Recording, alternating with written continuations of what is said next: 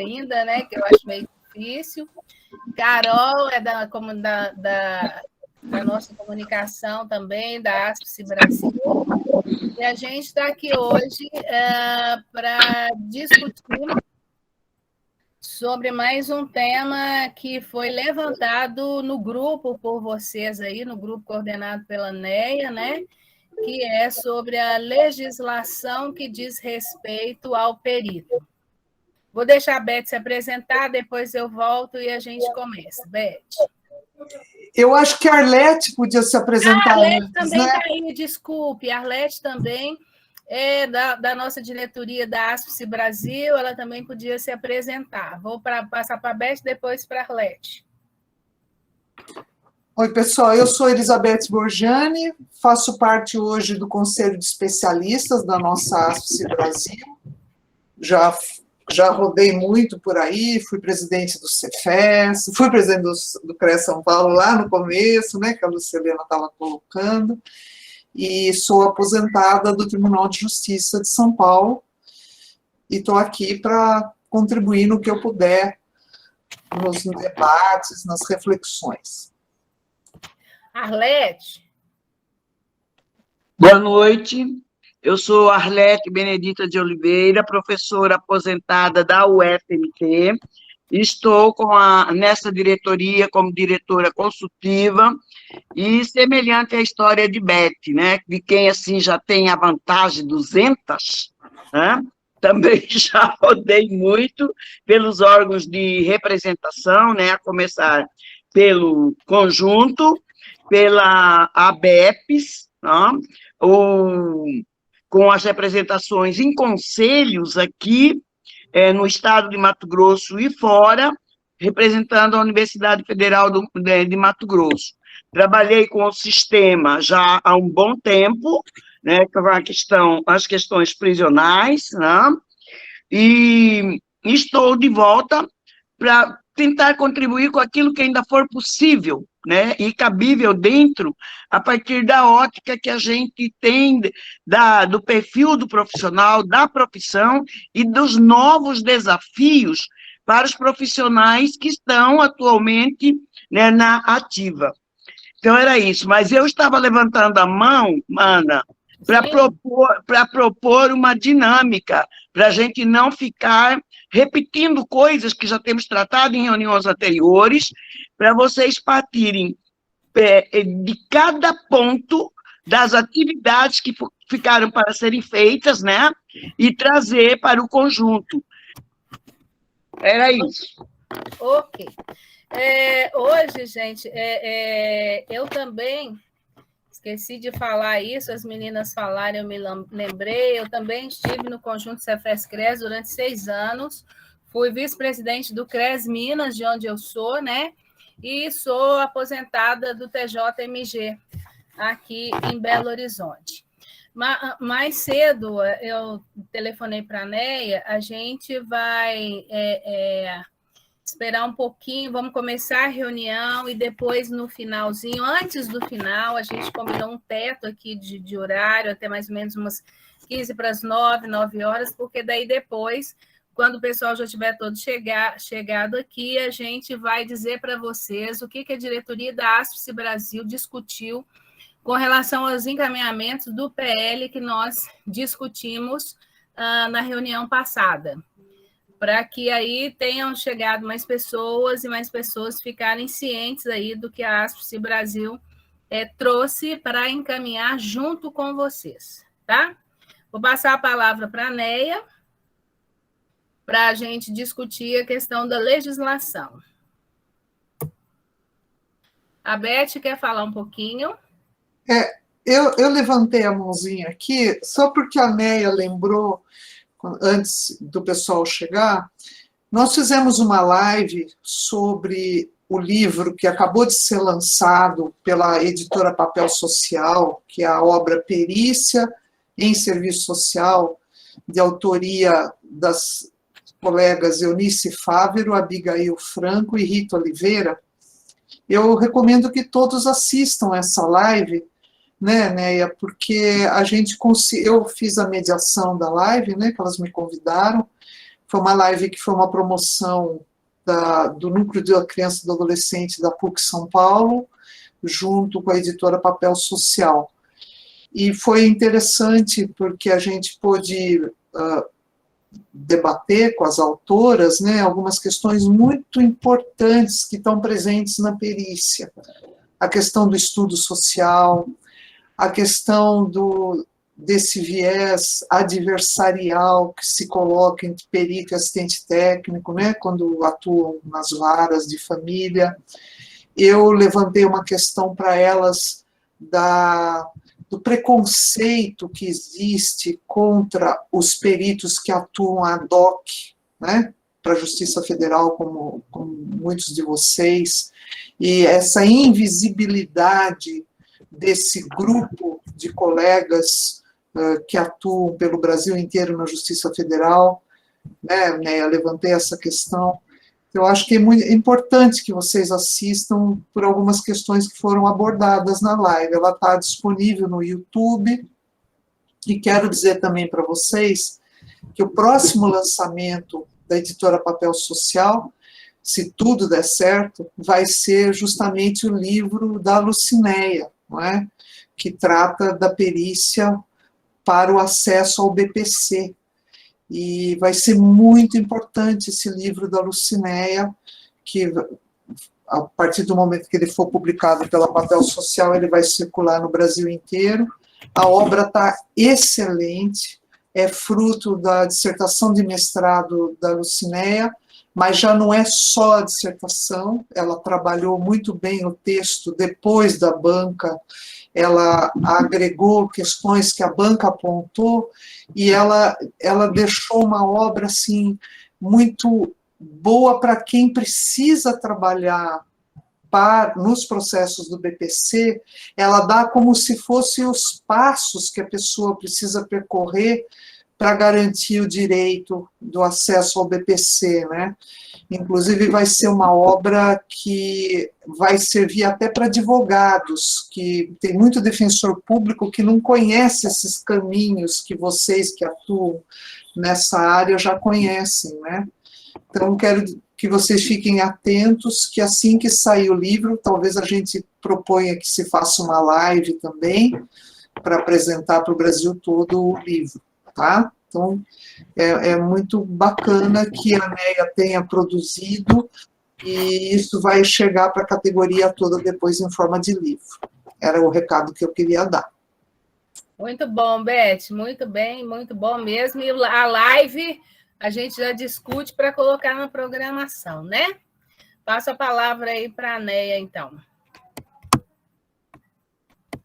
Gente, boa noite. Bom, eu fico muito feliz aí de escutar, né, a Beth, que é uma... Na verdade, eu falo Beth pela... Acho que é a intimidade, tá, gente? Tem uma mania de ter intimidade, né? Mas, na verdade, a Elizabeth Borgiani é uma grande referência no âmbito sócio-jurídico e uma pessoa que eu aprendi a admirar, e, assim, aprendi a admirar porque eu conheci um outro lado, a não ser a autora, né? Eu acho que essas reuniões aqui, ela tem proporcionado essa aproximação, né? Então, quando a gente começou hoje, né? A Ana falou, quem é de Minas? Eu também sou de Minas, né? Então, a gente acaba se aproximando mais, né? Então, para dizer para vocês também que, há pouco tempo atrás, eu conhecia a doutora Elizabeth Borgiani como vocês, nos livros, artigos, né? Eu até mandei uma foto para ela, mostrando que teve um evento no teatro lá da PUC, onde ela foi, na verdade, uma das palestrantes, era um evento da Cortez, e eu mostrei uma foto, mandei para ela uma foto que eu tirei dela, né? Eu estava lá assistindo, né? E aí ela falou, nossa, você estava lá? Estava. Eu me lembro que esse dia um colega da PUC falou assim, olha, a sua possível leitora do seu mestrado aí está ali na mesa, né? É a doutora Borgiani. Eu falei, ai, meu Deus. Ele falou, porque ela é a referência no sócio-jurídico, e você escreve sobre perícia, né?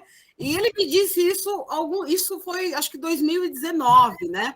E aí essa conversa da gente trabalhar com essa questão da perícia aproximou bastante. Eu vejo que muitos alunos que eu tenho de todo o Brasil têm se aproximado de outros colegas também da mesma região, têm interagido entre... Julie, vem aqui, gente. Eu tenho uma pincher e a minha pincher é terrível.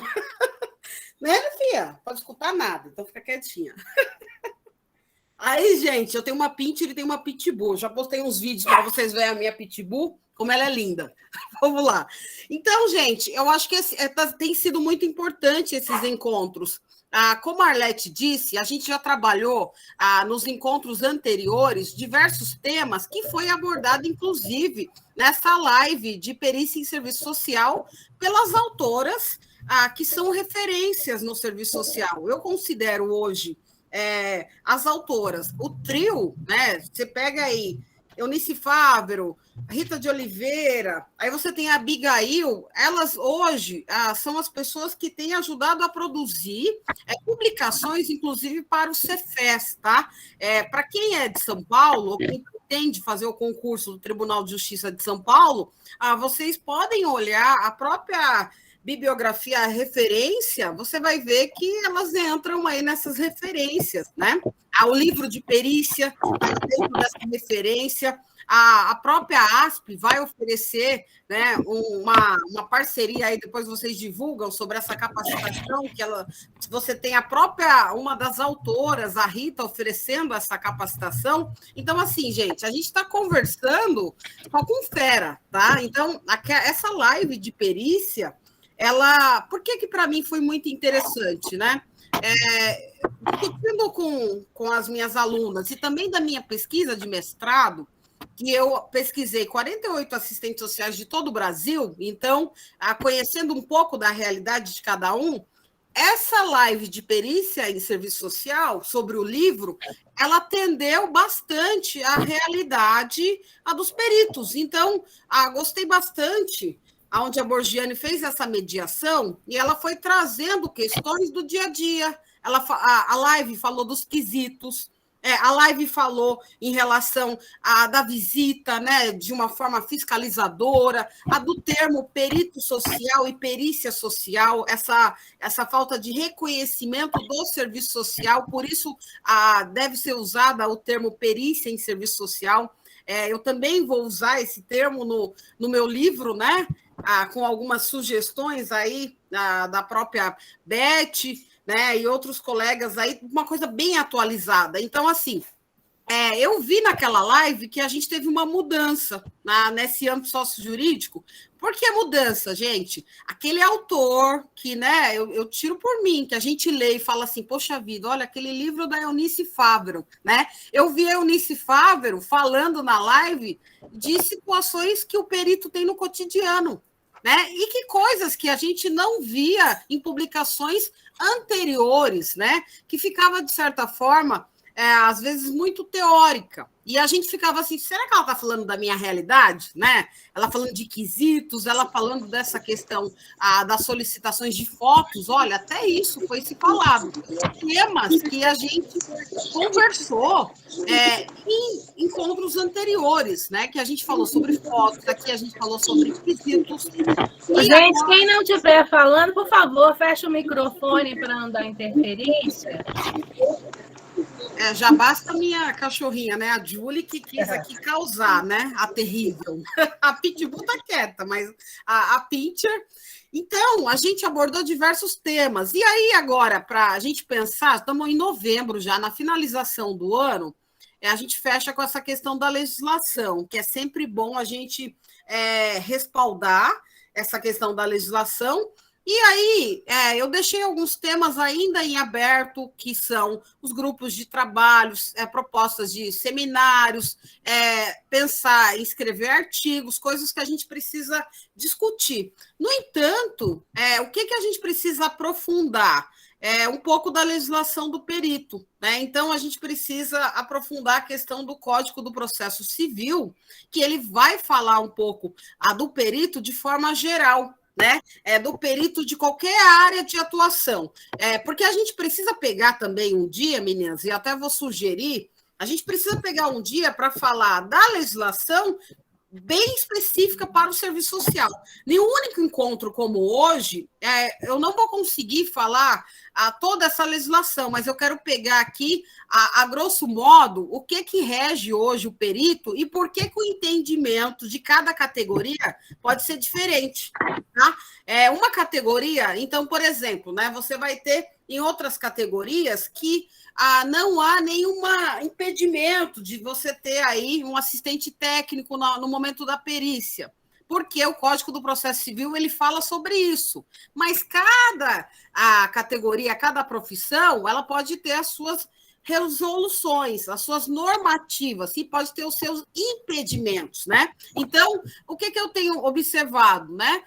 Muitos profissionais acabam usando a legislação do Código do Processo Civil e deixa de lado um pouco a questão do Código de Ética Profissional.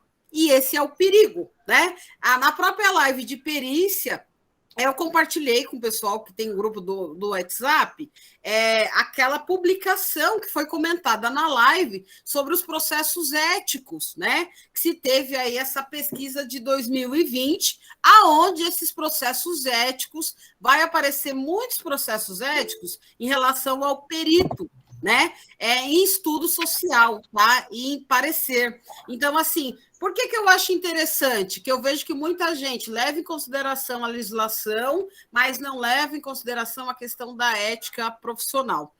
Ana, vou deixar você complementar essa questão.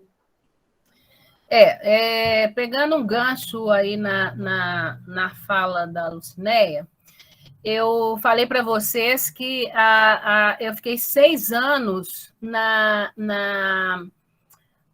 diretoria do CRES Minas e há 8 anos, né, os 6 que eu fiquei, mais 2 agora, eu estou na Comissão Permanente de Ética do CRES. Né? Nos 6 anos que eu fiquei como coordenadora da comissão, agora eu estou como base da comissão. E isso que a Lucinéia falou é de uma importância ímpar. Por quê?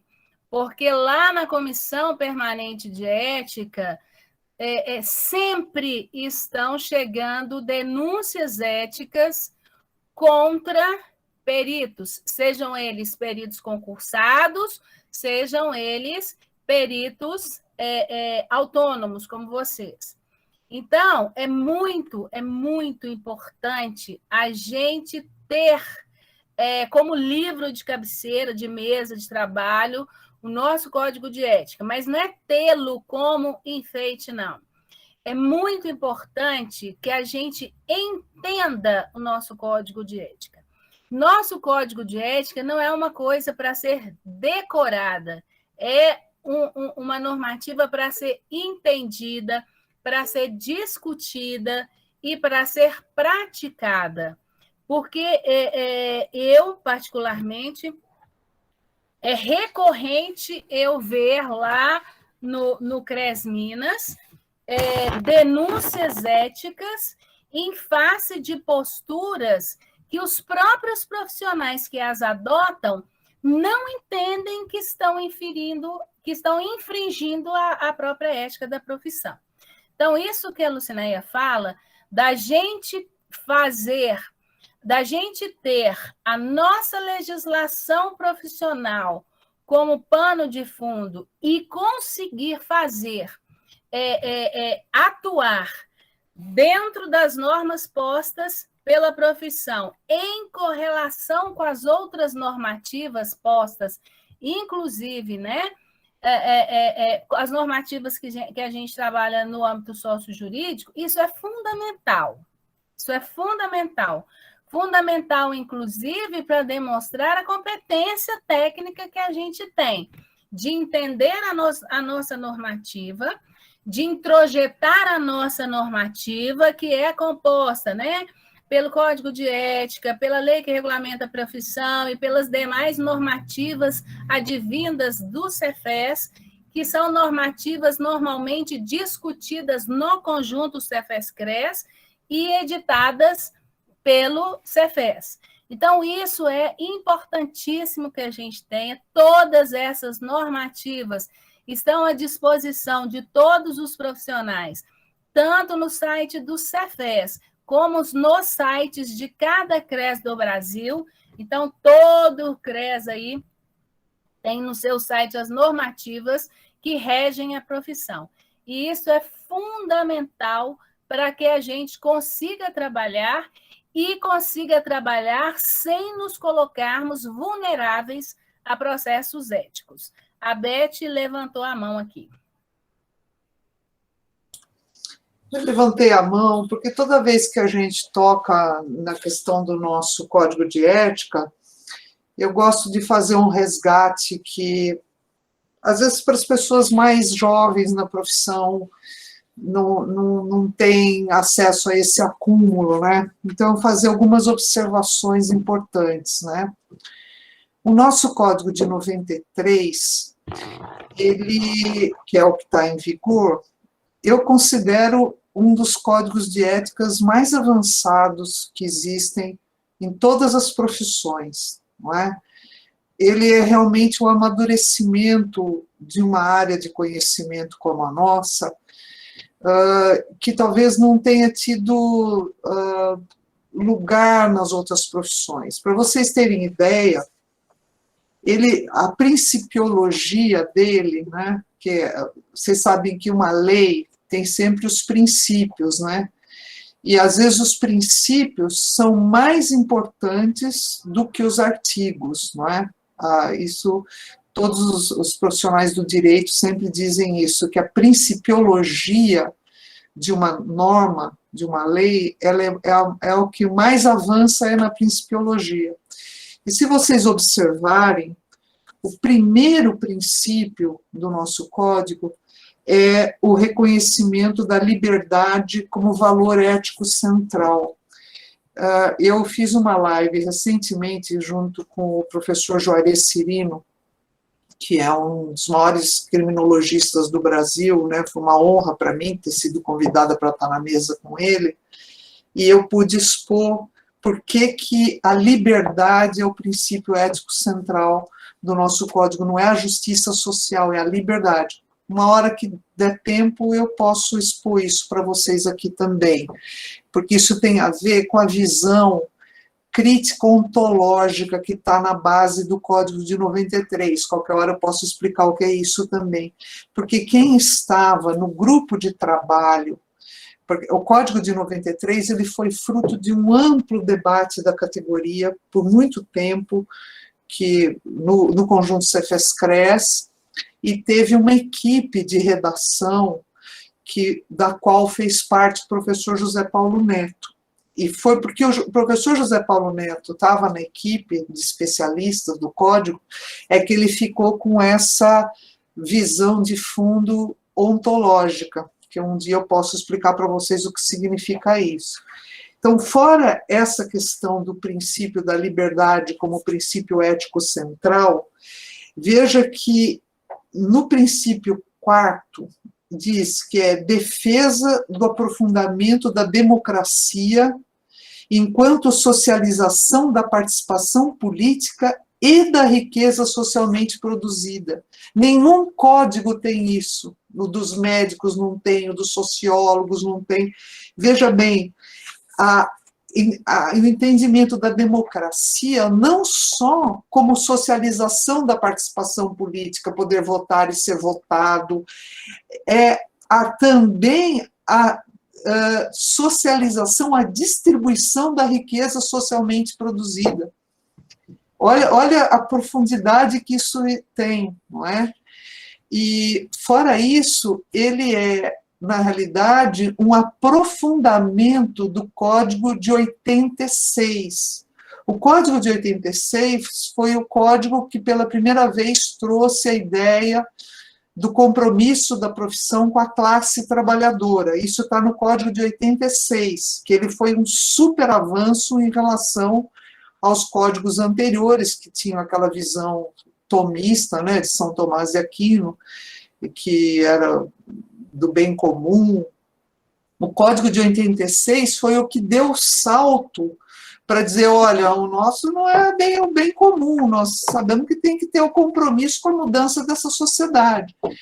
E foi preciso fazer a revisão em 93, porque essa coisa de colocar no código o compromisso com a classe trabalhadora era muito difícil depois operacionalizar a fiscalização. Como é que você fiscaliza se está tendo compromisso com a classe trabalhadora? E era um pouco maniqueísta também, como se a classe trabalhadora não tivesse problemas éticos, né? Então, o de 93, ele avançou, porque ele manteve a visão crítica do de 86, mas tirou essa coisa meio mecanicista que a gente tinha posto lá em 86, né? E ele é tão avançado que, em 2006, houve um evento muito importante na Alemanha, que reuniu assistentes sociais do mundo inteiro, e eu fui representando os assistentes sociais brasileiros, eu e a professora Joaquina Barata Teixeira, eu estava no Cefes nessa época, e a gente mandou fazer, eu criei uma coisa assim, de fazer uma edição trilingüe do código, português, inglês e espanhol. E eu fui atrás de uma editora e consegui fazer o código traduzido nas 2 outras línguas, né, além do português, claro.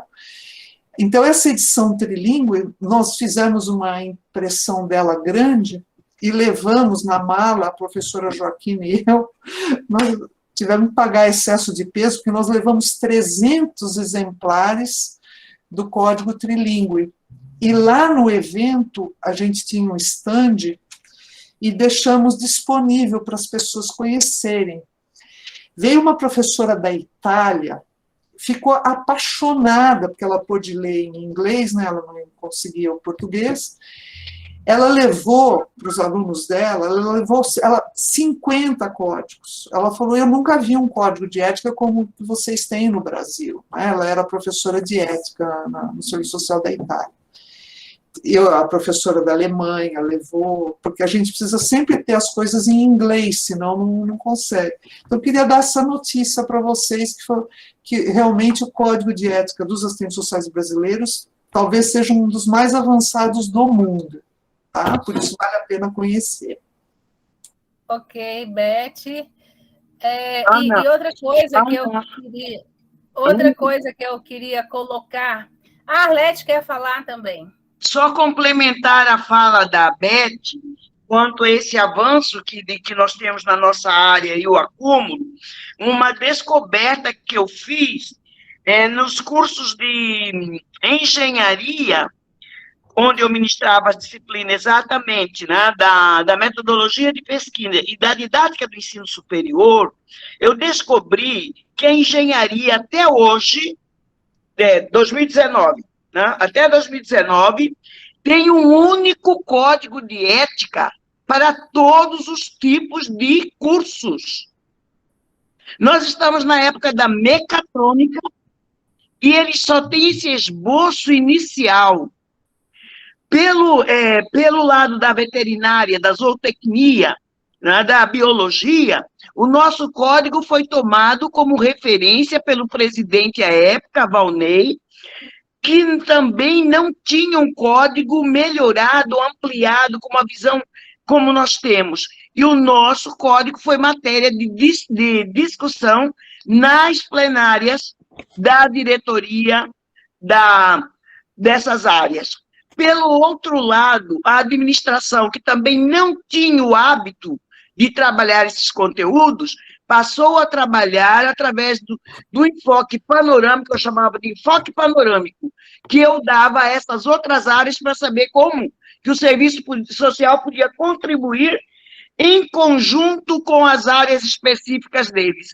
Então, esses avanços nós vimos acumulando há muito tempo, e como a Beth disse, nem todo mundo conhece as nossas inserções, né, e as nossas contribuições, justamente através, né, desse instrumento riquíssimo que nos permite analisar os códigos de ética de outras profissões e crivar todos os aspectos que estão em falta, né, para atualizar. Era só isso. Desculpe, Ana.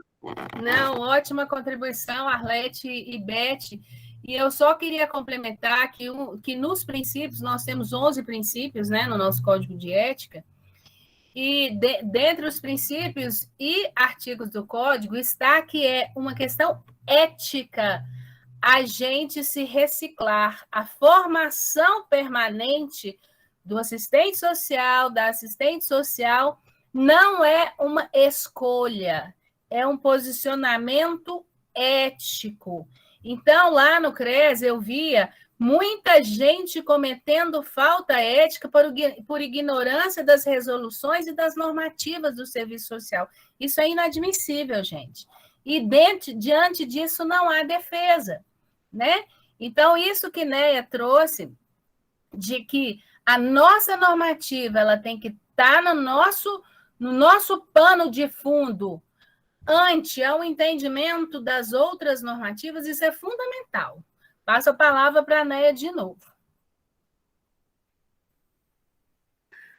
Bom, exatamente isso. Eu acho que foi muito interessante, né? E eu até proponho um outro momento, Beth, Arlete, Ana, principalmente vocês que participaram desse processo histórico, da gente pegar um dia mesmo para falar do Código de Ética Profissional, trazendo aí conversando sobre os princípios bem na atualidade mesmo, né? Eu acho que os princípios, por exemplo, né? O nosso trabalho antes da pandemia era um, agora com a pandemia e pós-pandemia é outro, né? E assim, a gente tem várias coisas aí para repensar. A gente poderia, eu acho que para o ano que vem, marcar um encontro para a gente discutir um pouco sobre isso, seria muito legal, né? Concorda, meninas, né? Aí eu acho que seria muito bom. Bom, gente, sem demais demandas, né? Eu vou falar um pouquinho de alguns artigos do Código do Processo Civil, mais para a gente conhecer e entender um pouco o que a gente tem hoje aí que respalda o perito judicial, né? Não é só o assistente social, mas o perito judicial de qualquer área de atuação. O Código do Processo Civil, ele de 2015, ele começa-se aí o artigo 156 ao 158, que ele diz assim: quando a prova de fato depender de um conhecimento técnico ou científico, o juiz será assistido por um perito.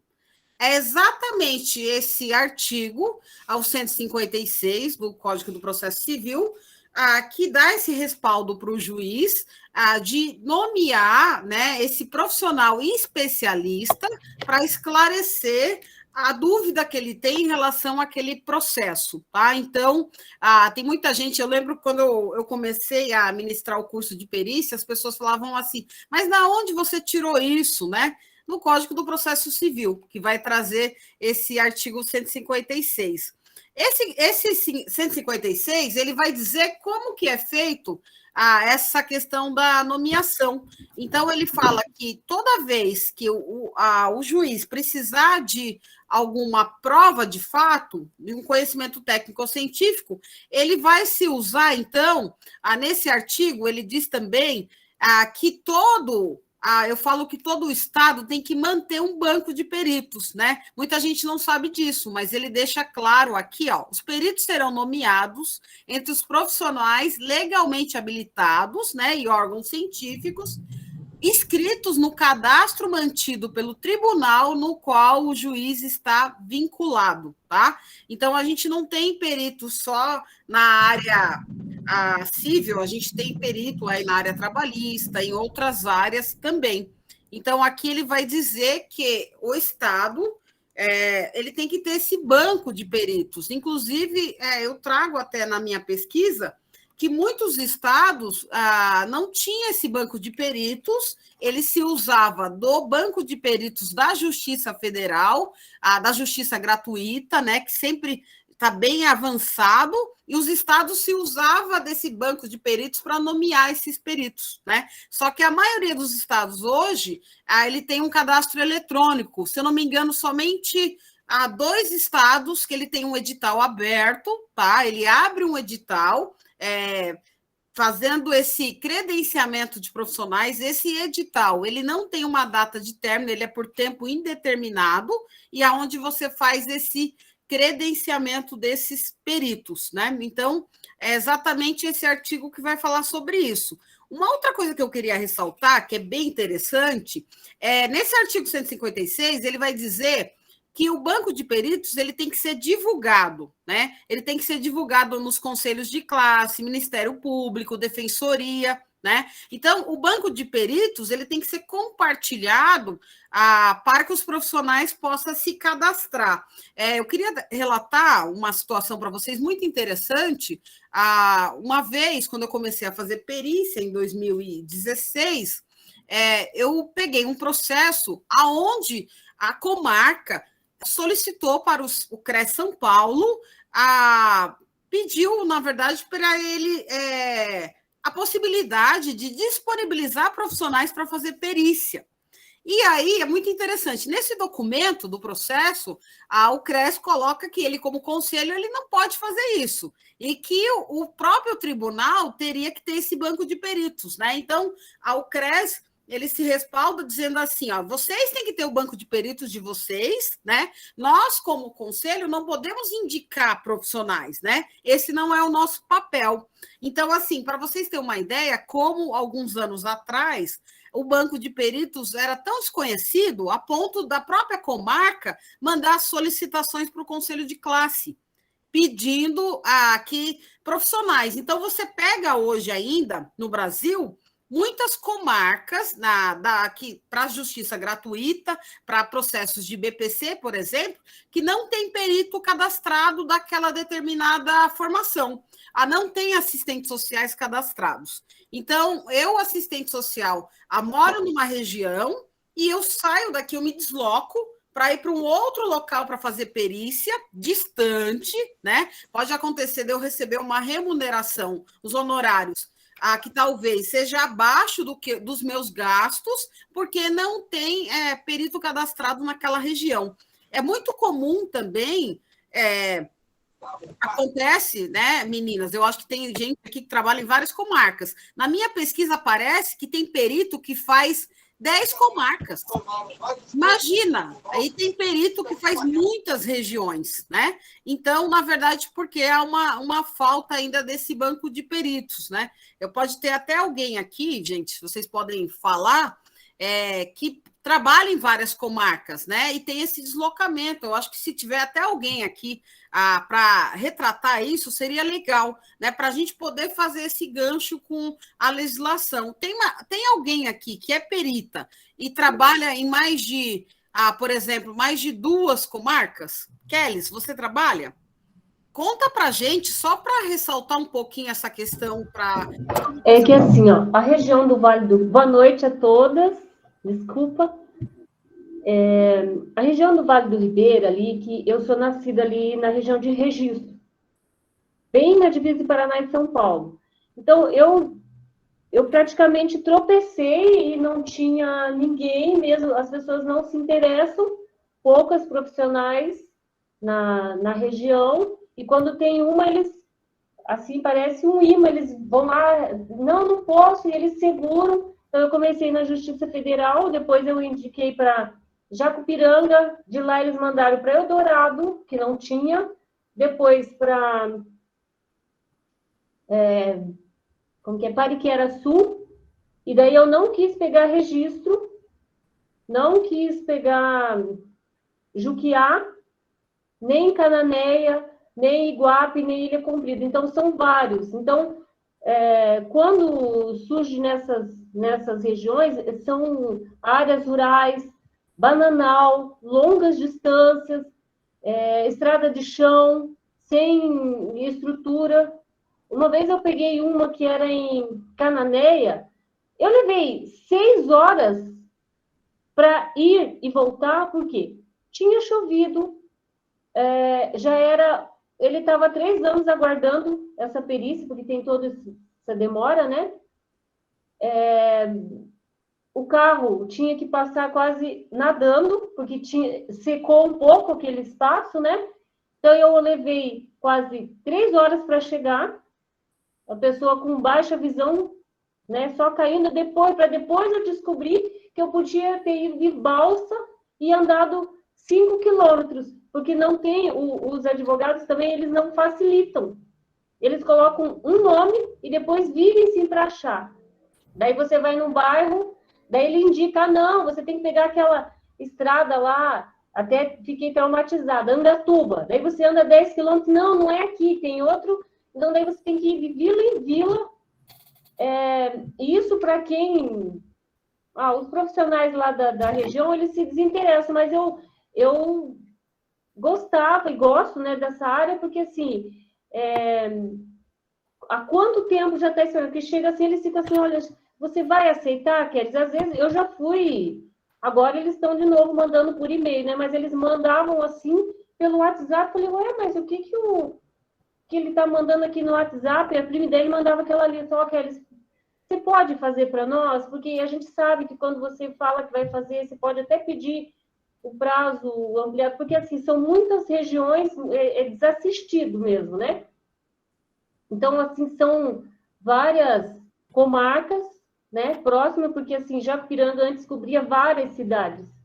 Agora, não. São regiões, assim, de quilombola, bananicultores, agricultores, às vezes de pescadores, né?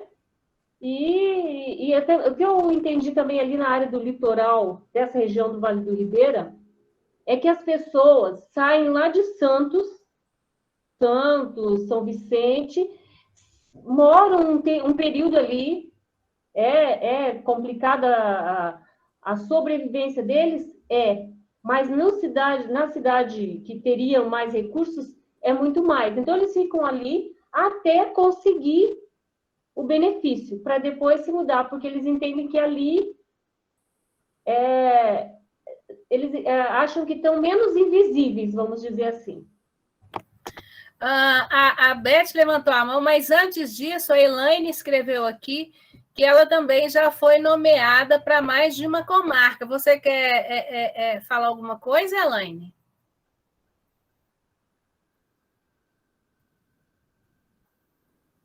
Elaine Oliveira. Oi, boa noite a todas. Boa noite. Eu estou aqui procurando agora meu controle para baixar a TV, mas tudo bem, vamos lá. Então, eu tive a oportunidade de ser nomeada pela primeira vez numa ação de alimentos no município que eu sou concursada. Porém, eu agradeço inclusive a oportunidade de poder falar, porque ocorreu um episódio que eu fiquei bastante chateada, e que o fato de não termos uma legislação, um respaldo, eu fiquei, vamos dizer assim, fiquei no prejuízo. Não chegou a concluir a perícia devido à pandemia. No entanto, eu, né, precisei de um tempo para ler quase 500 páginas do processo, e eu elaborei um documento apresentando os honorários conforme a tabela do Cefes. E aí a família entrou em acordo e simplesmente fui comunicada por e-mail que a minha nomeação tinha sido cancelada, né? Então, eu acho, né, se possível, abordar essa questão também, por conta de que, quando se trata da responsabilidade, estava falando hoje com uma amiga lá de Porto, que também atua como perita, e então, quando se trata da responsabilidade do perito em relação à sua nomeação e tudo mais que envolve, existe, inclusive, uma pressão sobre isso. E quando se trata de levar em consideração até onde esse perito chegou, trabalhou de alguma forma, simplesmente, né, deixa de existir. Bom, e a outra perícia, a outra nomeação, melhor dizendo, essa eu concluí, que foi no município ao qual eu resido, que é Votorantim, próximo de Sorocaba, e essa perícia, ela ocorreu no dia 14 de novembro de 2020, e foi sobre BPC, né? E agora, né, já tem um ano, eu não consegui mais nomeação, apesar do meu cadastro envolver a região. Eu me cadastrei em vários municípios, inclusive para Sorocaba. Eu né, não tive mais oportunidade. E, assim, se vocês tiverem também como levantar aí a questão do motivo que isso pode ter ocorrido, ou, né, também se não for caso de levantar essa questão, abordar esse assunto, me desculpem estar levantando isso, mas eu busco, às vezes, com colegas que, né, que fizeram curso com a NEA. Eu sou aluna da Lucinéia, né, ela capacitou 2 turmas aqui em Sorocaba, e eu estive com ela. Então, assim, estive com ela também em Tatuí. Então, mas eu confesso que eu tenho essa questão comigo, né? Do porquê será que não ocorreram, apesar de tantas coisas que aconteceram. Eu tenho que admitir que, né, nós tivemos muitas alterações, né, resoluções aí, medidas provisórias e tudo mais. Mas eu acho que também vejo que a coisa está tendo um avanço aí, com tanta abordagem, com tanto levantamento, né? Mas, assim, apesar de terem sido somente 2, né, eu quis me pronunciar, aproveitando a oportunidade, porque, de fato, ocorreu de eu ser nomeada em 2 municípios, né, ou seja, em 2 comarcas distintas. Então, está dentro do que foi levantado aí, né? Ok. Então, a razão de eu ter aí me pronunciado dentro do contexto. Ok, Elaine, obrigada. Vou passar para a Beth, depois devolvo para a Neia. Agradeço a oportunidade, boa noite. Boa noite, bem-vinda, viu? Muito obrigada. Acho que essa questão que a Elaine levantou, certamente a NEA vai conseguir responder. Eu não tenho muita capacidade para responder nisso que a Elaine colocou aí, da legislação que mudou. Mas eu levantei a mãozinha aí por uma questão que a Kelly estava colocando, dessa dificuldade que ela teve lá na região, né, de Cananéia, Pariquera-Sul, Iguape, essa região que é uma das regiões mais pobres do estado de São Paulo, né? Nós sabemos que é uma das regiões com maior vulnerabilidade, é muito difícil aquela região. Mas eu queria perguntar, essa dificuldade toda que a Kelly teve de achar a pessoa, vocês nunca se comunicam ou trocam ideia com os colegas que trabalham no tribunal? Eu digo isso pelo seguinte: o Tribunal de Justiça do Estado de São Paulo tem assistentes sociais em todas as comarcas, todas. Algumas não têm psicólogos, os psicólogos têm que rodar, cobrir comarcas, mas sempre pelo menos um assistente social tem em cada comarca. E eu sei que tem no Fórum de Pariquera-Sul, tem no Fórum de Iguape, tem em Cananéia. Então, não seria uma coisa talvez interessante essa aproximação dos peritos que vocês são com os colegas do tribunal, porque eles têm muita prática do local, eles conhecem tudo também, porque como eles atuam em vara da infância, vara de família, eles têm que correr a comarca também, fazendo as visitas domiciliares e tudo.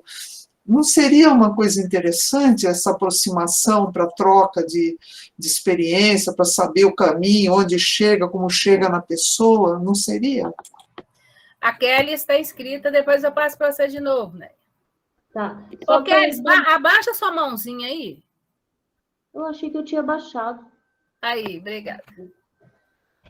Na verdade, assim, ó, o juizado especial, quando é nas comarcas, era mais prático os contatos. Então, eu tenho alguns contatos com os advogados, daí tem os telefones, mas às vezes lá tem lugar que não tem cobertura mesmo, né? Só que lá eu sempre pergunto, ligo, né, nos juizados, olha, se está escrito para pôr ponto de referência, quilometragem, nome do bairro, eu cheguei já a perguntar para advogado, ele disse a mesma coisa que eu falei, mas lá está escrito para você pôr se é próximo dessa rua, próximo daquela, ou né, qual rodovia que a gente sai, se é estrada de chão. pontuar. Ele simplesmente diz para a família que pôs toda essa informação e não pôs.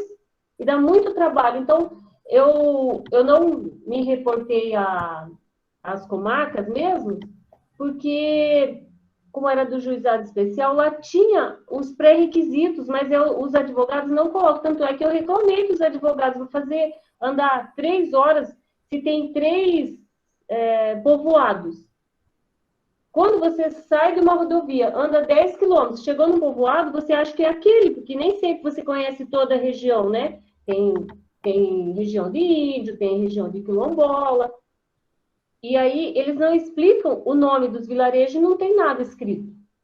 Então, daí, a dificuldade é que os advogados eles realmente não seguem aquelas orientações de colocar quase como se fosse um croquis. Alguns, depois que eu pergunto, né, solicito ponto de referência, eles até tiram fotos, né? Mas a maioria não dá muita importância. Eu conheço Desculpa, alguns que Kelly, mas a minha pergunta foi se você nunca tentou se aproximar dos colegas assistentes sociais que trabalham nos fóruns da região. Porque não, eles eu só conheço de Jacupiranga. Então, porque, veja, o assistente social que está lá, às vezes ele conhece até essa família que você tem que visitar, porque ele também está trabalhando com as famílias de muita vulnerabilidade que judicializou alguma questão. É uma sugestão, em vez de ir no advogado, ir no colega assistente social que está lá na comarca, né? Sim. Neia? Eu quero responder a questão, tá? Eu vou trazer um pouco Ô, Neia, antes de você começar a responder, eu sei que você... Desculpa, a Ângela está inscrita. Desculpa, eu pulei a Ângela. Ângela, por favor. Então, como eu já havia dito, eu estou nessa luta, nessa labuta há 15 anos, né? Então, nesse meu percurso, eu já cheguei a realizar mais ou menos 2.300 perícias, mais ou menos. E durante todo esse período de realização de perícias, e eu sempre atuei junto à Justiça Federal, né, aqui na minha cidade, para ir para a comarca onde não há o profissional efetivo, ou porque está em falta, saiu de licença, migrou, enfim. Eu nunca quis, em razão da distância, até porque eu tenho outra atividade remunerada no município. Então, os municípios de pequeno porte das comarcas dos tribunais de justiça, normalmente as colegas assumem saindo daqui da nossa cidade, e isso é muito recorrente. Porém, isso acontece em cidades de pequeno porte, onde o acesso realmente é muito complicado. E essas nossas colegas vão e normalmente ficam lá por 2 ou 3 dias, porque enfrentam muito essa dificuldade aí que a Kelly falou, né? Que é a questão de dificuldade de acesso ao local, à comunidade, enfim. Mas aí, trazendo para uma experiência pessoal, né? Eu, enquanto perita, eu sempre procuro fazer contato com a porta de entrada desta família, que é o CRAS. O CRAS, normalmente, ele tem esta família cadastrada via de regra, agora em razão do CAD única, né, dessa obrigatoriedade. Então, a família CRAS, ela consegue identificar para mim quem é essa família BPC, né? Qual que é a dificuldade de chegar, qual a dificuldade de acesso, se é longe, se é perto. E quando eu tenho a oportunidade de ir durante a semana, porque eu também realizo esses feitos aos finais de semana, mas quando eu tenho a oportunidade de ir durante a semana, eu passo antes pelo CRAS, confirmo as informações, peço o motorista para me orientar, como é que chega, dá para passar, não dá para passar, né? Então, assim, eu tento me cercar disso. Quando, porventura, eu não tenho um contato efetivo com o CRAS, ou o CRAS não consegue me dar pode ser que o telefone do CRAS tenha dado problema, eu não consigo contato com a equipe do CRAS, esse contato antes nós fazíamos diretamente com o advogado, né? Solicitávamos um telefone da parte, quando a parte tinha um telefone para ser fornecido, quando a parte tem lugar que acessa o celular, porque tem lugar que não pega nem celular, Mas aí o que nós vimos? Nós vimos essa dificuldade também que a Kelly falou. Muitas vezes o senhor chama Antônio Oliveira, me reconhecido como Zé Pezinho. Na maioria. Né? E aí você chega no município, você está procurando Antônio Oliveira, e ninguém tem a menor ideia de quem é essa figura. Por quê? Porque a comunidade não tem aquela rua, ninguém conhece aquela rua, ninguém sabe quem é. Na época dos processos físicos, ainda facilitava, porque você tinha a foto da identidade da pessoa, você abria o processo no meio da rua e mostrava para a pessoa, isso aqui, sei quem é. Agora, tudo eletrônico fica muito mais difícil. E aí, o que a gente fez? Nós nos reunimos com a OAB, né, e sugerimos que a OAB dissesse aos advogados, né, sugerissem uma nota de alguma forma que facilitasse quando fosse caso de PPC, principalmente dizendo quem é esta família, se tem apelido, onde é que mora, se tem um telefone de um vizinho, de um parente, de um amigo, enfim. Isso tem trazido para a gente um certo conforto, porque alguns advogados abraçaram essa possibilidade, e é porque é uma ajuda mútua.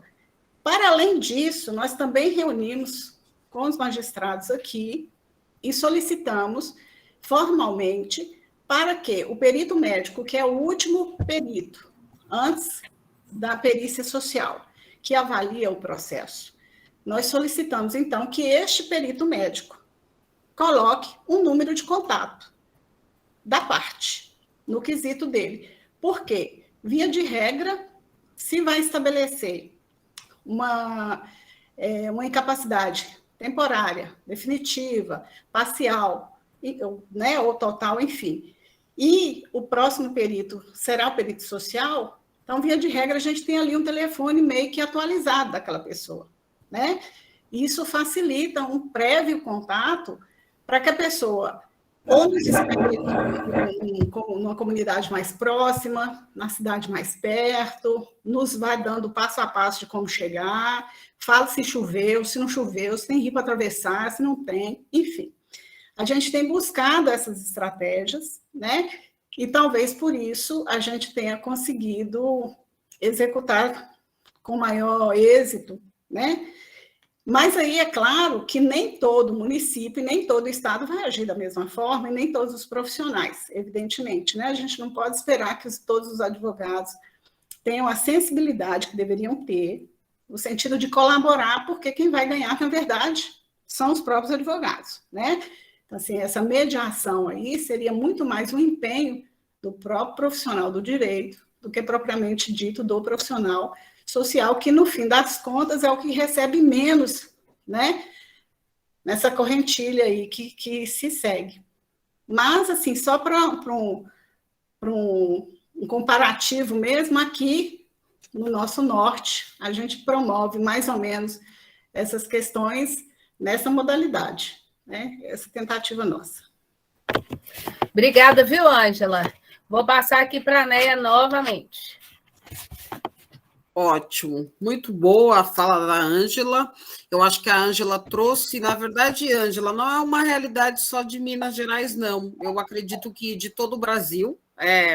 Essa forma de articulação, Beth, aí eu queria te trazer, a rede realmente é como a Ângela disse, a rede é o CRAS, é o posto de saúde, né? Agora, dificilmente você vai ver articulação de um perito prestador de serviço com o perito oficial do Tribunal de Justiça, tá? E aí eu vou dizer mais, viu, Beth? A coisa é tão feia que chega-se a pessoas entrar em contato com colegas, até concursados do tribunal, assim, por exemplo, para saber assim, como é que eu me cadastro como perito? E aí o profissional dizer assim, não, só existe concursado, né? Não existe nenhum trabalho de prestação de serviço. E aí as pessoas falam, olha, o assistente social disse que não existe outro vínculo, né? E assim, é o contrário, né? Eu acho que as meninas podem dizer, essa relação é bem de conflito mesmo, do assistente social oficial e desse prestador de serviço. Não há um diálogo, eu desconheço, nem na minha pesquisa isso vai aparecer, tá? Quando o pessoal fala de rede e articulação, aparece muito mais o CRAS, como a Ângela citou, a UBS, né? e, na verdade, a própria comunidade, a associação, e esse contato, geralmente, o perito ele tem que peticionar no processo, pedindo uma planta, o telefone, o contato, a gente tem que ter o hábito, já não tem, a gente articula, só que eu acho que a rede é muito interessante, só que eu acredito, gente, que a pergunta da Beth foi muito interessante, porque é onde a gente observa que quem mais era para estar próximo, porque está no judiciário, está judicializado, está distante. Para a gente discutir, quem participou da live, a pergunta que você fez na live, se existia um preconceito dos profissionais oficiais em relação aos prestadores de serviço. Eu acho que essa nossa conversa agora, ela já está respondendo um pouco da sua pergunta, Beth, né? Eu estou dizendo porque os alunos de todo o Brasil, eles contam assim muitas coisas muito interessantes, que, inclusive, eu tenho o hábito de compartilhar informações que são bem interessantes, que se tem de um lugar para outro. Aí eu falo, olha, você me autoriza a dividir, né? Que nem a Ângela relatou como que ela faz, né, essa articulação. Isso é legal, porque aqui a gente, né, a Kelly escutou a Ângela, poxa, eu poderia fazer dessa maneira, né? A gente troca muito, só que o que acontece, né? Eu brinco que o perito é equipe.